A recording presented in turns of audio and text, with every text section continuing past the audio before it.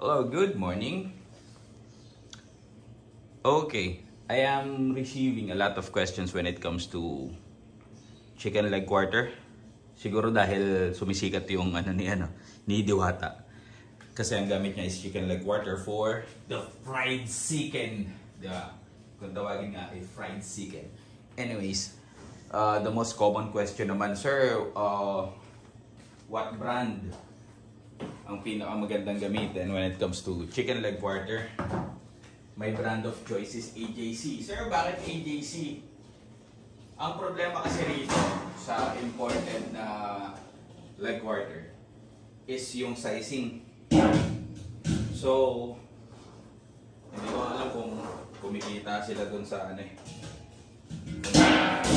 pa silang kita dun. But, diskarte na nila yan. Kung bibigyan nila, isipin mo 100 pesos. May soft drinks, may unlimited. Ang per kilo ngayon ito is 100. Ano nga ba? 112 o 120. Eh, confirm ko na lang dyan sa screen. Titignan ko yung binayaran to. But anyway, i-unbox natin tong AJC. Hugas lang ako ng kamay. Yan yung box niya. As you can see, it's halal certified, so pwede sa mga kapatid nating Muslims. And also, ano pa bang kailangan nating malaman dyan? Alam ko merong standard na weight yan eh. Wait lang. Gugas lang ako. Sir, ano pang ibang available na brand na masasuggest mo? Ang lalaki kasi sobra nung iba. As in talagang sobra. Okay. So, first, tignan muna natin ang origin niya. Origin niya is Atlanta, Georgia. AJC International, as you can see. Yan. So, makukuha agad natin doon is, this is an American brand. And also, chicken leg quarter. Ano pang pwede natin makuha dyan? USDA. So, this is net weight is 33.07. That's equivalent to 15 kilograms. Okay? Kita na natin. Dito naman sa kabila niya, wala namang ibang detalye. Alright. Unbox natin. Okay.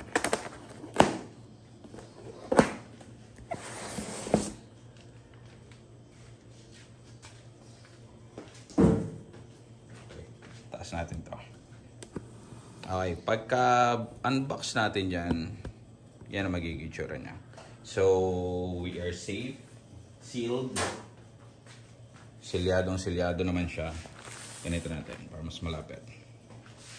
Alright.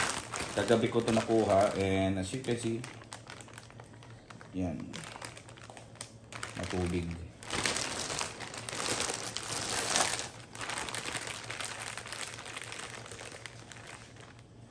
Mama, nandito pa ba yung timbangan?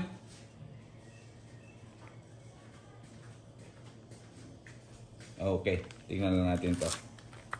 Double check lang natin kung ilan papatak piraso ang 1 kilo. So as you can see, yan. Sa sizing wise pa lang, alam mo na pwede ka nang mag-costing sa kanya. Kasi kapag ang sizing niyan is talagang sobrang lalaki, katulad ng ibang mga like Tyson, yung mga ganyang tatak, ang lalaki talaga niyan. Oversized na mga at least tingin ko nang galing to sa mga chicken na mga nagtitimbang na 1.4, mga ganyan. So bilangin natin ang isang box. Ang 15 kilos. So bilangin natin to. There's 1, 2, 3, 4, 5 para makuha natin yung average. Right.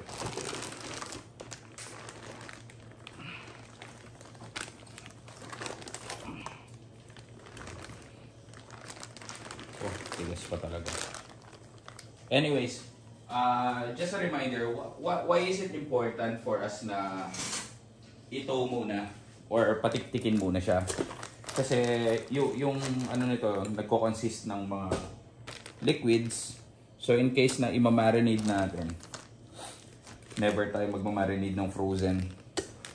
Bakit naman Mang Domeng? Kasi hindi papasok yung lasa natin. Kasi nga, wala namang space para pasukan yung marinade natin. Because it is frozen. Hindi siya sisipsip. Well, that's basic. Alam kong alam nyo yan.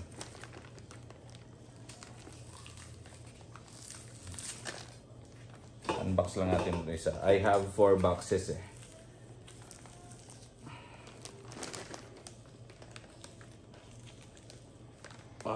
Sakit sa kamay.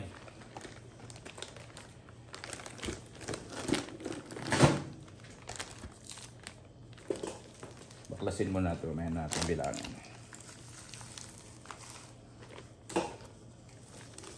Kasi siguradong merong undersize dito eh. Usually kapag AJC, ang undersize niya is 2, 3. May mga ganyan. Eh ayoko mag-serve ng sobrang liliit na manok. Kaya nga ako nag-frozen eh. Kasi kapag ang gamit local, ang liliit. Talo yung customer.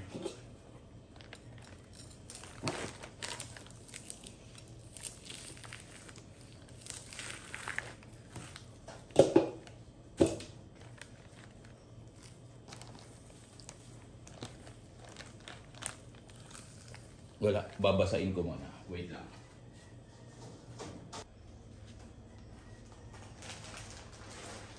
Okay. Aray. Yan.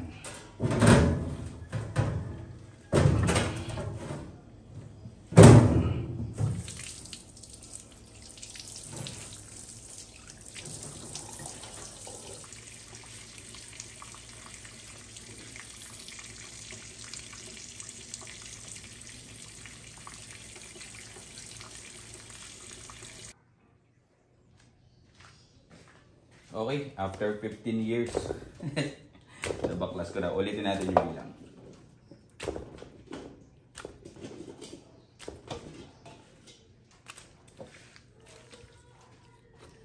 Okay, 1, 2, 3, 4, 5, 6, 7, 8, 9, 10, 11, 12, 13, 14, 15, 16, 17, 18, 19, 20, 21, 22, 23, 24, 25, 26, 27, 28, 29, 30, 31, 32, 33, 34, 35, 36, 37, 38, 39. So hindi umabot ng 40. Pinaka-best na, based on my experience, ang pinaka-the best na count dapat dito is nasa 42. So, since ang nakuha lang natin is 39, okay lang rin naman. So, magdedepende yung costing natin to. Ang nagiging problema talaga rito, look at this one. The size difference. So, swerte makakuha nito. Okay pa rin naman to. This is ito yung the best na cut. Pero ito, this is oversize. Meron tayong dalawang oversize eh. And good thing, yung mga maliliit niya, hindi naman ganun talaga kaliliit. Look at this one. Yan pa natin. Para mas makita nyo. Yan.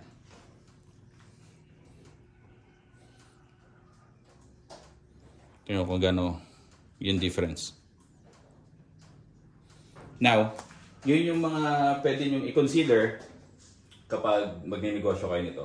Your costing, ang costing mo ay mag-i-start sa kung ilan piraso yung makukuha nyo kada box.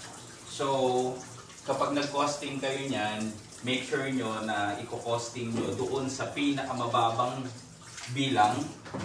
Okay? Pinakamababang bilang nung per box and pinakamataas na presyo. Mang Domeng, nalilito ako, paano ba ibig sabihin mo niyan? Let's say for example, mura kasi ngayon ang chicken leg quarter.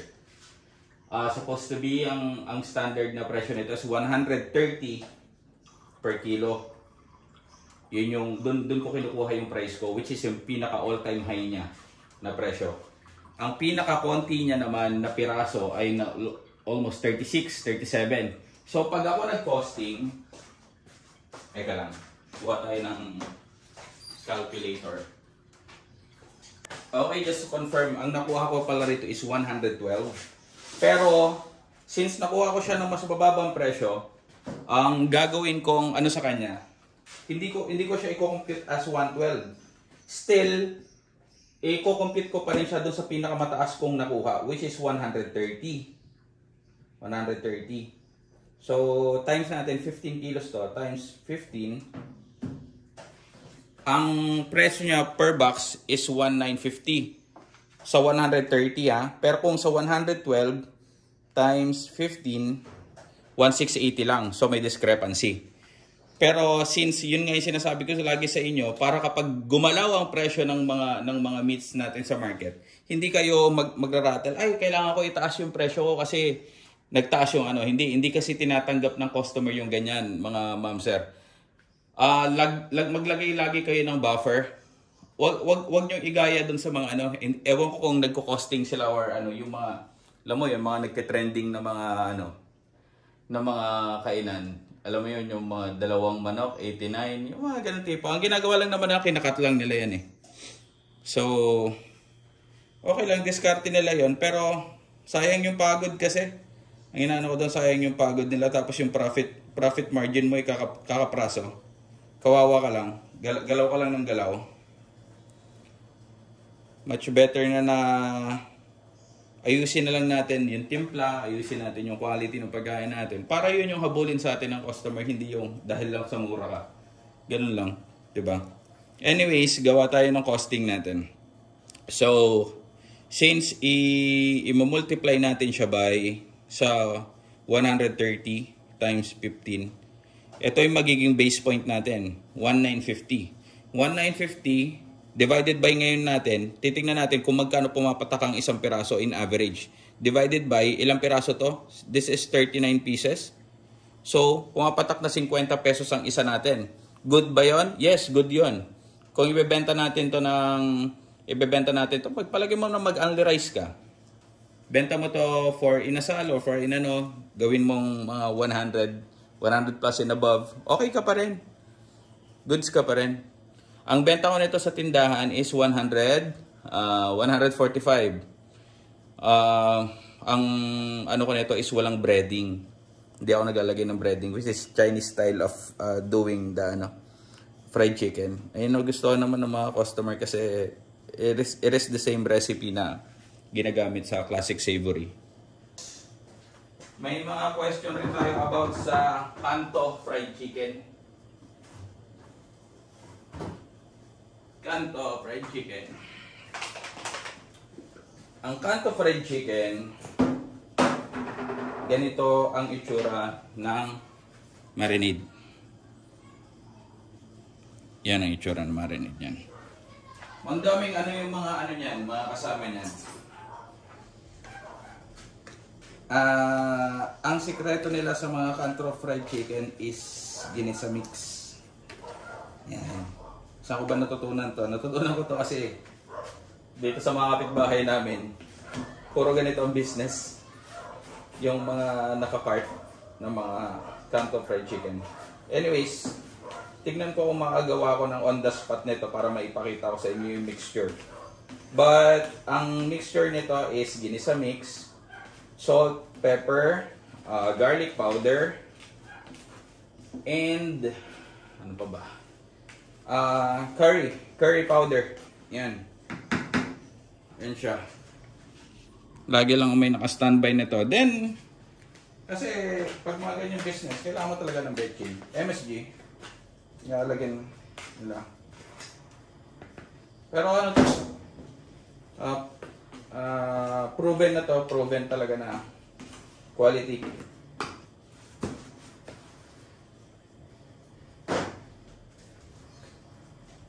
So, meron na tayong baseline when it comes to kung ilang piraso. Nakapag-costing na rin tayo pero wala pang mga ingredients. So, all in all, ang mangyayari niyan kapag nag-costing ka ng chicken, then ano ba? Nag-costing ka ng chicken, tapos may mga ingredients ka pa, then gas, electricity, labor, yan, doon na siya magtataas. So, huwag ka munang pakampan, 50 lang pala, pepresyohan ko ng 75 para mabilis ako. Huwag ganun. Antayin nyo muna lahat ng expenses nyo pumalo bago kayo mag-costing. Okay? Ilatag ko na rin yung iba, no? Para mai-compare natin if this 39 pieces ay lalapit doon sa 3 pang boxes. Titignan natin kung ilan naman yung laman. Kada box niyan consists of 15 kilograms. Pare-parehas yan, standard. But, nagkakaiba-iba yan sa kung ilan piraso yung nasa loob ng box. Okay? Pagod na ako mag-tow. Hayaan mo na yung fan mo mag-tow dyan. Dyan muna sila. Mamaya bilangin natin. Alright, so let's go back to this.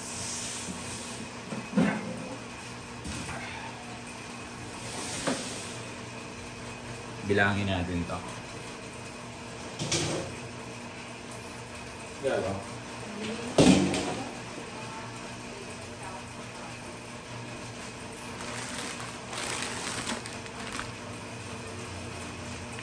One, two.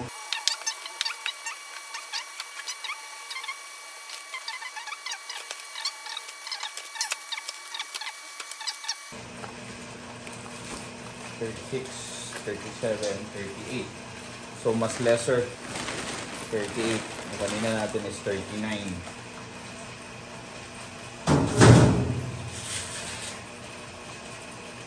Gawin na to.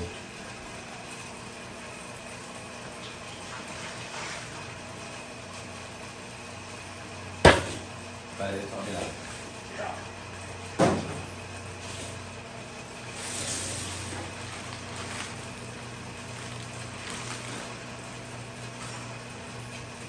One.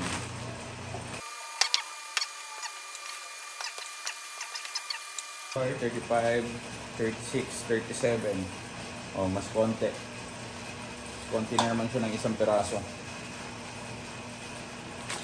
So, from 39, 38, ngayon 37. So, meaning talagang iba-iba. Ito yung last natin.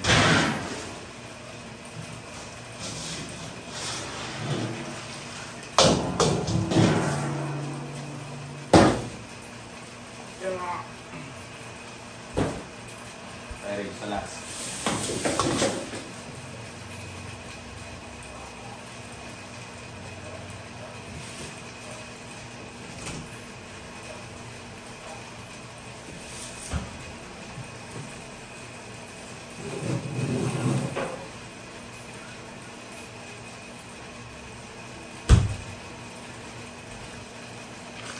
Okay.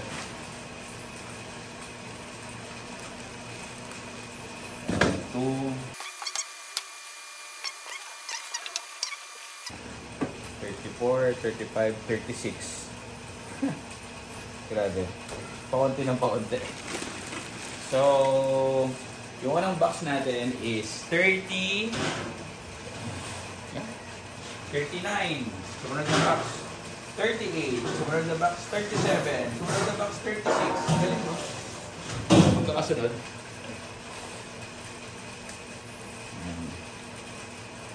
So, maliwanag yun mga sir ma'am na. Aray ko. Pag kumuha kayo ng chicken leg quarter. So, might as well i-compute natin yung costing natin doon sa pinakamataas na presyo, which is 130 based on my experience, and sa pinakamababang quantity na nakuha natin, which is 36 pieces. Okay? So, pag magkakosting kayo, ganun ang gagawin nyo. Para, in any chances na magkaroon kayo ng adjustment, nagmahal siya, which is mura ngayon, magmura o magmahal, pasok pa rin yung costing mo. Okay? So, ganun lang. Ganun ang technique natin. Huwag kayong makikisabay sa mga hype. Huwag kayong sasabay dun sa mga napapanood nyo. Kasi, I don't think na gumawa sila ng proper costing nila. Siguro dahil hindi sila nagbabayad ng mga upa, hindi sila nagbabayad ng ng anything for operational expenses nila. Kaya hindi nila, kung kayo meron kayong balak na lumaki sa bandang huli ng paggagawa nyo ng negosyo, so might as well isama nyo sa costing yung mga operational expenses na normal naman kapag nagbe-business. Business permit, BIR, mga ganun. Sa fire, occupancy, mga ganyan. Okay? Yun lang.